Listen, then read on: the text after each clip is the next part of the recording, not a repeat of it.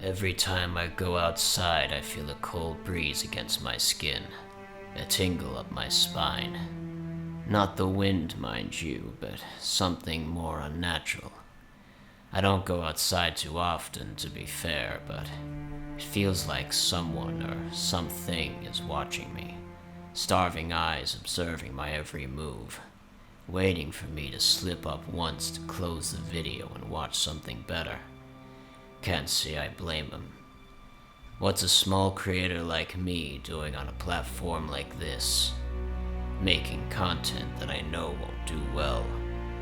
It's like a drug I can't quit. I know it'll kill me eventually, but I just keep coming back.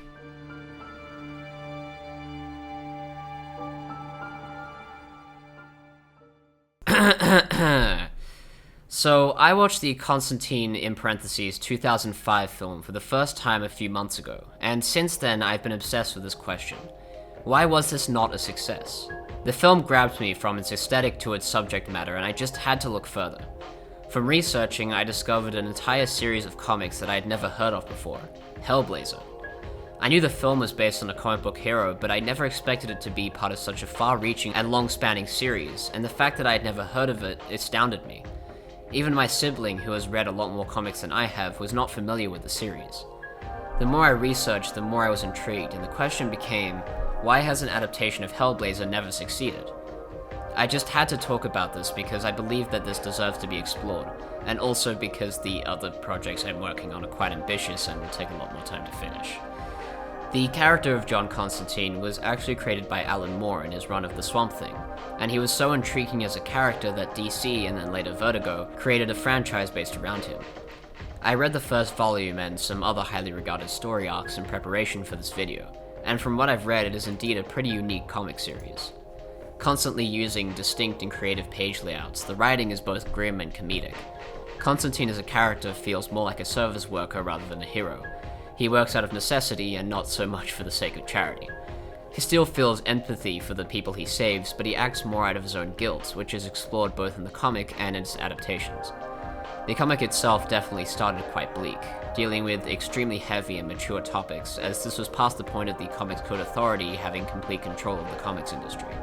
Hellblazer often delves into politics as well. In its third issue, literal demons from hell are cheering for Margaret Thatcher to win the British election. Let's just say it's not the most subtle with its social commentary. One of the most well-renowned narrative arcs, called Hard Time, involves an entire plot critiquing the prison industrial complex.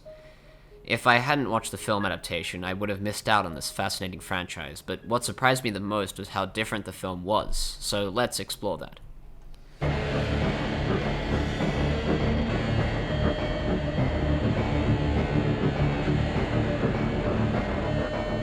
I watched Constantine in parentheses 2005 with my friends, expecting one of those goofy comic book movies that plagued the early 2000s.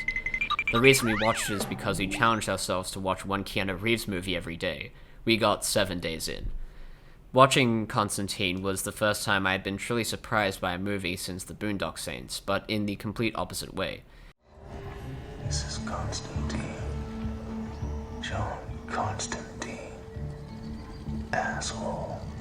Boondock Saints might be the funniest film I've ever seen. There was a firefight! Closely followed by The Batman in parentheses 2022. Open your eyes!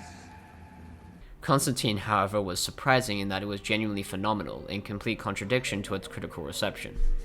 For those of you who haven't seen it, I would strongly recommend watching it first because I will spoil it, as well as it being a good film. If you've decided not to do that, or you need a refresher, basically the film is about a supernatural detective with lung cancer who goes about exorcising demons in order to exonerate himself from his past sins to get to heaven. Anyway, he happens across a case involving a suicide of a patient in a mental hospital who happens to be the twin sister of a detective, and, hilarity ensues. The film delves into topics of faith and truth as well as redemption through faith, in an interesting and engaging way, and for a comic book adaptation that is quite special, especially for the time it was created. It was also the only adaptation that wasn't an origin story, which possibly hindered its success, but simultaneously was better for it. The early 2000s was a strange time for adaptations, a mix of critical and commercial successes like the X-Men series and Spider-Man, alongside complete flops like Daredevil and Catwoman. This was back when people were allowed to take risks with intellectual properties. The Matrix trilogy was also taking the world by storm and completely changed the cinematic landscape. It was the best comic book adaptation, despite the fact that it wasn't adapted from anything. Many of these superhero movies from this time borrowed heavily from the aesthetic and over-the-top action of The Matrix, but missed what made them so good. The effects on fight scenes told a story and included symbolic significance. For example, the green color grading was not just a cool aesthetic choice. Green was specifically used because it is the true color of a mirror when reflected enough times. The Matrix being a series of reflections and recreations, creating the simulacrum of 1999 America. Shot in Sydney, ironically. Speaking of recreations, Constantine starring Keanu Reeves was released in 2005, an adaptation of the Hellblazer comic series that started in 1988. Adapting something like Hellblazer is quite different to Spider-Man or Batman. It was neither action-heavy nor a household name, so how would they accomplish such a thing? The film took a number of liberties when adapting the comic, as Keanu Reeves is almost the complete opposite of John Constantine in every respect. Not only does Keanu Reeves look nothing like Constantine, but he also doesn't have close to the same charisma or personality. Also, he's not British. This meant that the writer had to make the narrative fit Keanu Reeves and not the other way around. While I get that fans of the comic series were suitably upset about this, I feel this different interpretation of the universe was equally intriguing. For example, the Golden Crucifix shotgun, which is the most comic book thing about the film, was completely made up. In fact, even though Constantine owns a revolver in the comics, he never uses it except once against a serial killer in a desperate situation. Constantine does use his fist more than a few times, however, but it is never a default solution to his problems. The film is a loose adaptation of the Dangerous Habits arc, in which Constantine develops lung cancer due to his excessive smoking. The comic deals a lot more with Constantine coming to terms with his diagnosis. The entire narrative is about Constantine attempting to beat death. This is missing from the film, as this version of him already accepts what will happen to him, as he committed suicide as a teenager and was brought back to help others. John, you really need to prepare. Make arrangements. No need. I already know exactly where I'm going. The comic is a contemplation on Constantine's reputation and his actions throughout the series. The way he treats his friends, for example. It almost requires you know about the previous stories and characters. In the end, Constantine wins. He gets what he wanted. He tricks the devil himself and gets his life back. But even in that victory, he realizes that no one else could do the same. The film involves conflicts more than that of Constantine's, and as a result, his lung cancer is merely one detail in a larger plot. Even when the film overtly borrows imagery and entire scenes from the original comic, it is never in isolation. Even though I do think the comic story is more poignant, the reason I feel this film is a good adaptation is because it exists on its own as a good story. I treat it as more of an alternate universe of the comics, much like how every version of Batman in film takes place in their own contained continuity. Everything about it is more than competent. The cinematography, the acting, the way it treats its themes and characters. The writing is fittingly dark, but with comedic moments that serve to elevate the characters and not detract from the tone. 2 frogs on a bench.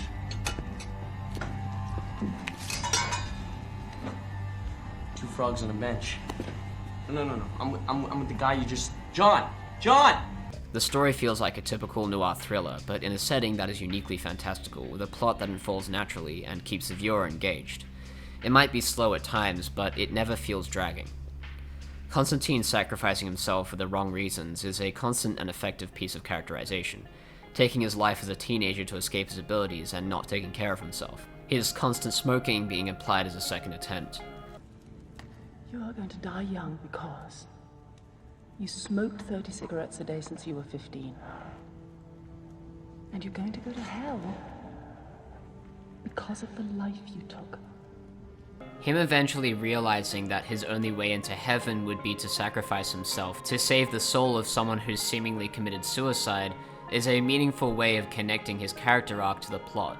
Even Chaz is given some well-needed depth, as he wishes he could be more useful to Constantine, which ends in him being an integral part of the climax.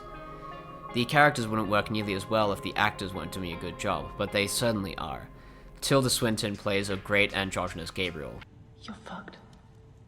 But the main highlight would have to be Peter Stormare's disturbingly sensual performance as Lucifer. His mannerisms and design are in perfect harmony. Even if he's a complete departure from the comics, there's no denying it's an unforgettable performance.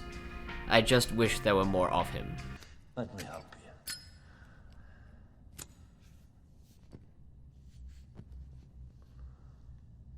The scenery too is unforgettable. Papa Midnight's club, which is by far the most faithful part of this adaptation, appears several times and just has the exact right mood with its lighting and colors. It gives me heavy Vampire the Masquerade vibes, and my god, World of Darkness is literally just a tabletop adaptation of Hellblazer, isn't it? Or it's just that the occult existing in the real world is a popular literary device. Many people have said that the interpretation of hell is stupid and boring, but honestly I think it makes sense for this universe, where demons and angels can exist in our plane. Hell would certainly be a corrupted and decaying version of our world. The CGI might not hold up that well now, but I think it gets the job done in terms of bringing these comic ideas to life. Overall, I think this is such a cohesive experience and holds up as a good comic book film, as well as a great neo-noir genre film. I really have no complaints about this movie, but if that's the case, why did it fail both critically and at the box office? Enough so that it never got a sequel. I think it's obvious, really. Not only did it release in a time where comic book movies were synonymous with thrilling action flicks, where this was a neo-noir thriller with action elements, but also fans of Hellblazer hated it because it was a complete betrayal of the comics they loved. I don't think the movie deserved the horrible critical reception, however, since 2005, a lot of people tend to agree with me, as it has amassed a cult following. Although it seems DC was banking on this film's success, as they also released a Constantine video game in the same year by the same name.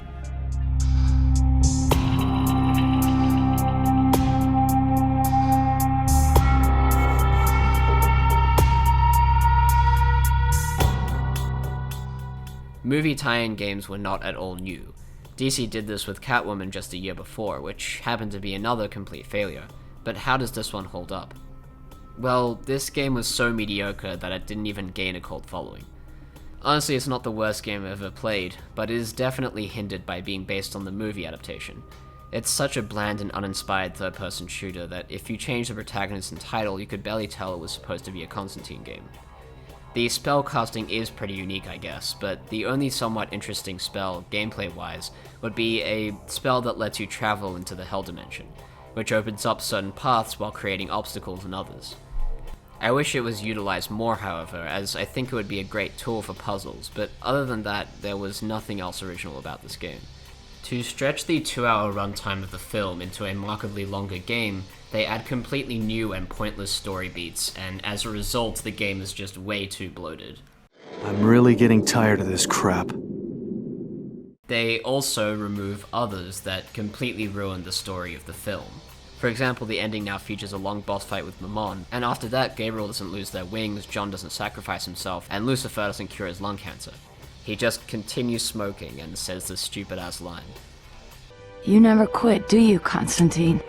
Quitting's not my style, but there's always tomorrow. The game also runs horribly. I can't get it to run more than 30 frames a second, and even then the frame rate seems to be dependent on mouse movement. It's not a bad looking game, mind you. It's definitely not on par with other games released in 2005, but it's not offensive to the eyes, aside from the horrible frame rate. The pre-rendered cutscenes are surprisingly well made. Games at this time converted to in-engine cutscenes for the most part, but Constantine instead has these Silent Hill-esque animations to recreate some scenes from the movie.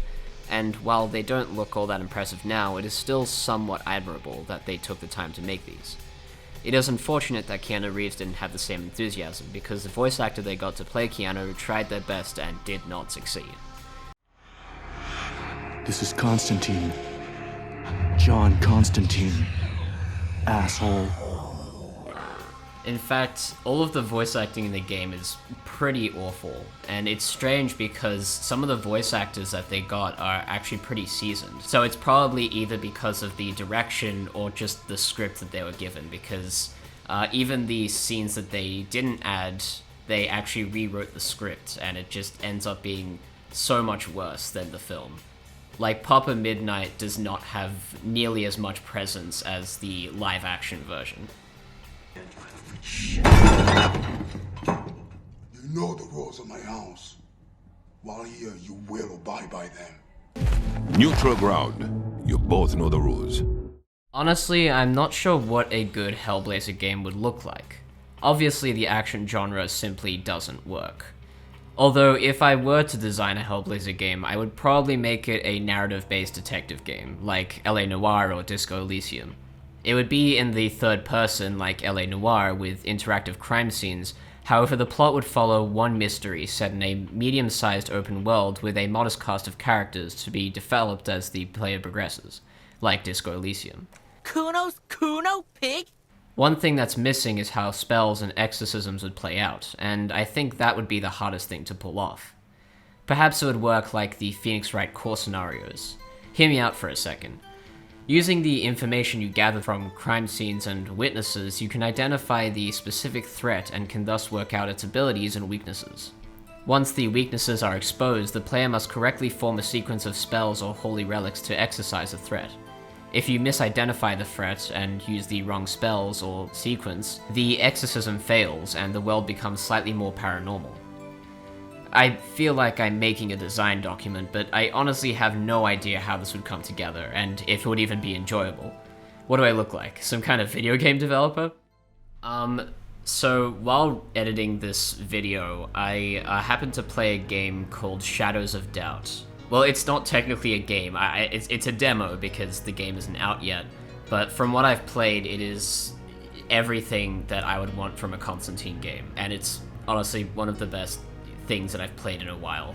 It's basically a detective immersive sim, where the world and characters and the case itself is all procedurally generated. And while I wouldn't like the Constantine game to be procedurally generated, I think the way that it goes about letting you find clues and using every tool at your disposal is just so interesting and engaging.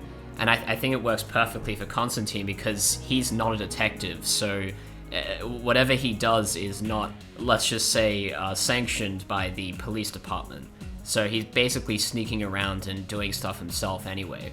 So an immersive sim like that would be freaking amazing. And also, just play Shadows of Doubt, honestly. It's probably the best immersive sim I've played since Deus Ex. Oh my god, Daddy! What a shame. He was a good man. What a rotten way to die. Like, genuinely, it is fucking incredible. And I can't wait for the full game to come out.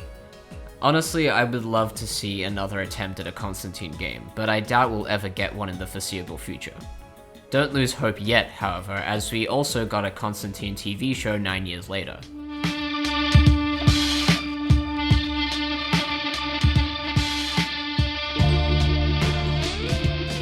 The 2014 NBC show Constantine was undoubtedly a failure. I'm certain of this, as this is probably the first time you've heard about it, and it only ran for one season. I think this one is even more unfortunate because it really did have promise. It was made in the same vein as the Flash or Green Arrow shows, but this was far more engaging than either of them, and was created by an executive producer on Dexter. I haven't seen Dexter, but I've heard good things about it.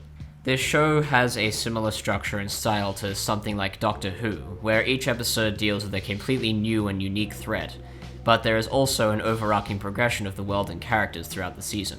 The character of Constantine does resemble the Doctor's to some extent. He's a charismatic, egocentric expert who goes around looking for threats, usually with a companion, and tries to deal with problems as diplomatically as possible. Well, diplomatic might be a stretch. Also, both Constantine and the Doctor are British. The draw of the show is that it is extremely faithful to the comics. Matt Ryan was so well cast that he ended up playing Constantine in everything since. Also, Hector Salamanca is in this show. Last chance to look at me, Hector.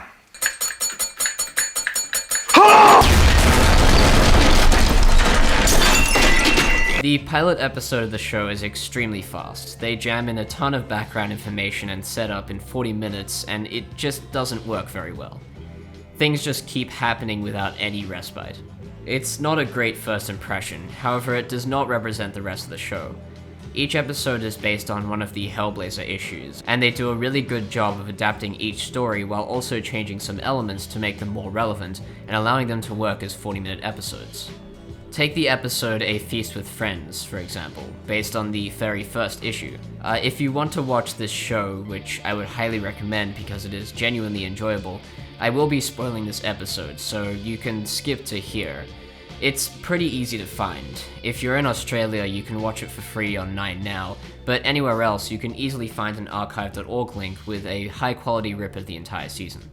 So, in this episode, Constantine's old friend Gary Lester manages to trap a demon in a bottle and eventually escapes and wreaks havoc. Constantine is then forced to fix this and finds out that the only way to stop the demon is to trap it in the body of a living host. He decides to use Gaz as the host. Despite protests from Gaz, he goes through with it. This is where the comic and the show diverges the most, as Constantine's remorse when using Gaz is completely different in each. In the comic, Constantine really doesn't show any hesitation, and only shows guilt after the fact. Also, the length of the comic doesn't allow us to see how he was friends with Gaz in the first place. He seems to be more of a burden than anything else. The show's 40-minute runtime allows a space for their friendship to be communicated and for us to feel some sympathy towards Gaz. The show also creates a reason as to why they haven't seen each other in a while, as they botched an exorcism in Liverpool which traumatized every party and created a rift in their friendship. This not only creates intriguing backstory as to why Constantine is in America and Gaz is in Sudan, as opposed to where they usually are, but it also adds a layer of depth to both characters, as it gives a reason for Constantine to go through an arc, and explains why Gaz lapsed into drug use. None of this existed in the original comic, and that's why I love this show. That being said, the creative page layouts of the comics are, of course, missing. As they are working within network TV constraints, the cinematography is not nearly as interesting as the film, but the special effects sure have improved. The humor in the show is also very well done. A detail that I love is that Constantine's tie is comically small. In one episode he does his tie fully up, and it ends at his abdomen. It just says so much about his character, and it's such a hilarious image. One thing that bugs me though, well, two things that bug me about this show. First is that Papa Midnight's club is completely absent. He instead owns some warehouse, which is boring as fuck. Second is that even though it is more faithful to the comics, it seems to lack the social commentary of the comics, which is fairly disappointing. I should also comment on the use of the term voodoo in both the comic and the show. I always took you for a voodoo priest with a flair for the dramatic, but a cold-blooded killer. Voodoo is a derogatory mispronunciation of Vodou, a religion formed in Haiti around 500 years ago. It has often been associated with witchcraft and black magic, which is entirely inaccurate and insensitive. Anyway, I felt I needed to bring that up, as it is something that is outdated and yet has not been changed since the original comic run.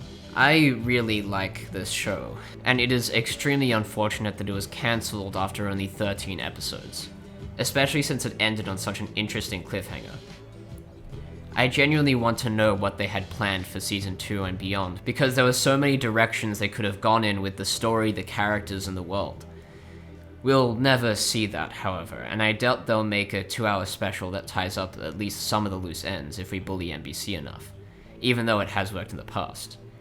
It astounds me that this show was not successful, while a show like DC Legends of Tomorrow can run for 7 seasons? What the who is watching this show? That was not a bit, by the way. That was my genuine reaction to that information. That show is so awful. Yes, I've only seen the first season, but from how bad that season was, I don't understand how it got another 6 seasons after that. Also, Constantine appears a lot in that show, which makes it all the more frustrating. So the prospects of Hellblazer being adapted into screen seems pretty sparse now. A truly fascinating part of the DC/Vertigo comic scene that has consistently failed due to factors outside of their control. Although perhaps there is still hope yet.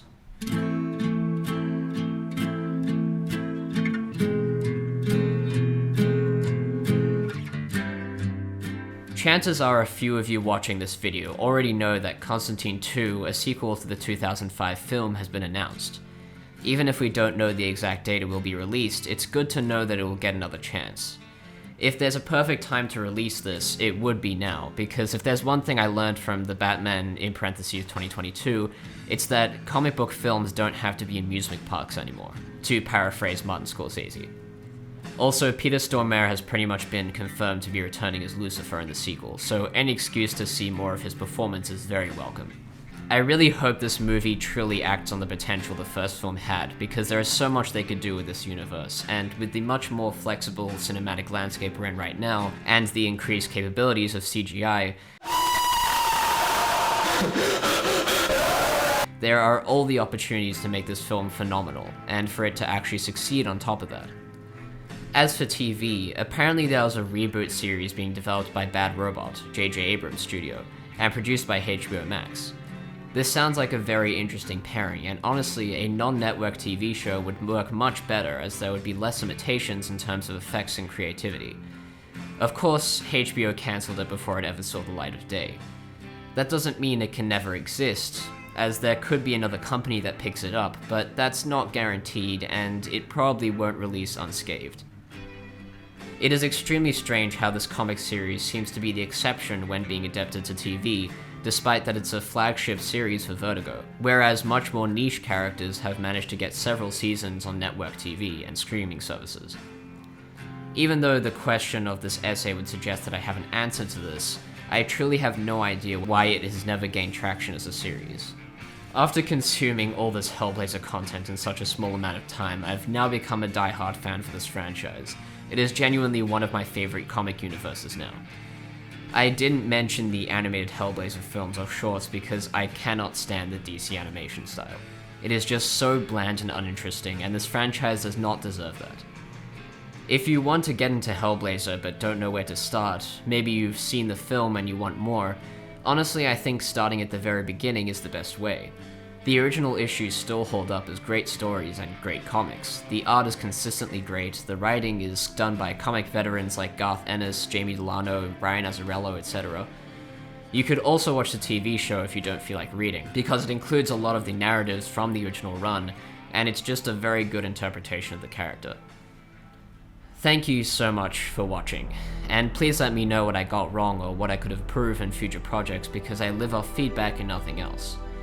As for my next project, it is by far my biggest yet, and will take a lot more time to finish, so I hope you can wait. But I really can't wait to share it with you guys because I think it is my best project yet.